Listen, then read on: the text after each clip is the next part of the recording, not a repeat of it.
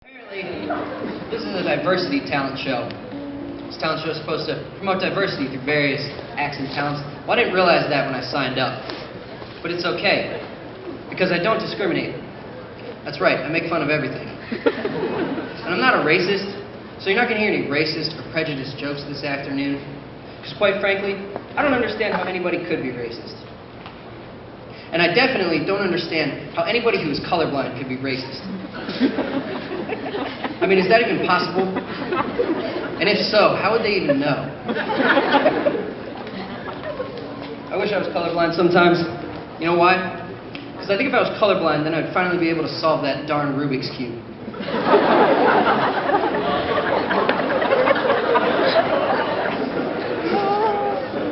I'm not very good at Rubik's Cubes. And there's a lot of things I'm not good at, and I'll admit it. But if there's one thing I am really good at, it's taking pop quizzes. A lot of people don't like pop quizzes, am I right? Yeah! Yeah, not me. You see, I come prepared. And right as the professor is about to hand out the pop quiz, I look around the room to see who's absent, and I write their name down on my pop quiz, so that they get the bad grade and not me. You're smart like that. Anyways, what I was saying before is that there's a lot of things that people aren't good at and will admit to it. For example, some people are bad spellers. We'll admit to being bad spellers, it's alright. Some people might admit to being bad at sports, being a bad athlete. Nobody, and I mean nobody, will ever admit to being a bad driver. Because in everybody's head they're a great driver. But in reality, we all know the truth. We all have that friend, that guy, or girl. Women can be bad drivers too. This is a diversity talent show. And but we all have that friend that, you know, while they're driving will blow through a red light without even realizing it. You know? We all have that friend who manages to get speeding tickets while parked. And some of us are sitting out there like, oh, that's not me, I'm a great driver. No, that's you. You're probably a bad driver. Your friends just haven't told you that, or you're in denial. Me personally, though, I'm a great driver. I learned everything I know about driving from my father, which would probably explain why I have so many DUIs.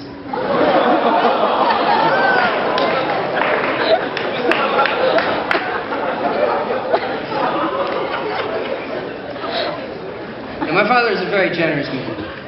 In fact, every Christmas Eve, he used to give my brother and I a crisp, brand new $10 bill. And he would tell us to go hide it under our pillow. So we did. But that night while we were sleeping, my father would sneak into our bedroom and take the money back. And in the morning, he would ask us how we lost it, and when we couldn't explain, he would beat us for being irresponsible.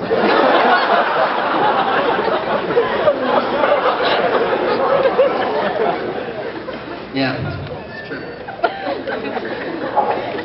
My parents did a lot of things that made me upset when I was a kid. And sometimes I would get so angry that I would yell things like, I hate you, or I wish I was dead, you know, things like that. Well, one time I yelled, sometimes I wish you two were my real mom and dad. And they said, Wesley, don't say that. How many times have we told you you were adopted?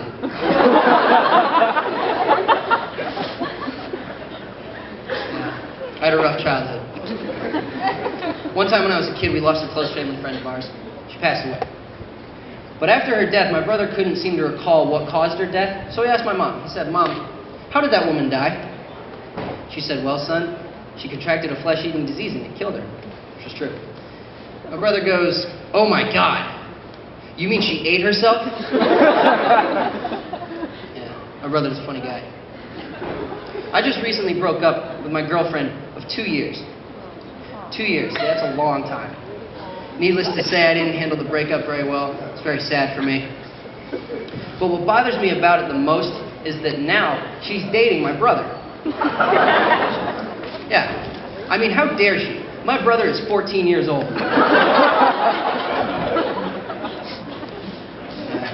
I suppose I should get over it, though. I mean, my ex-girlfriend is also 14.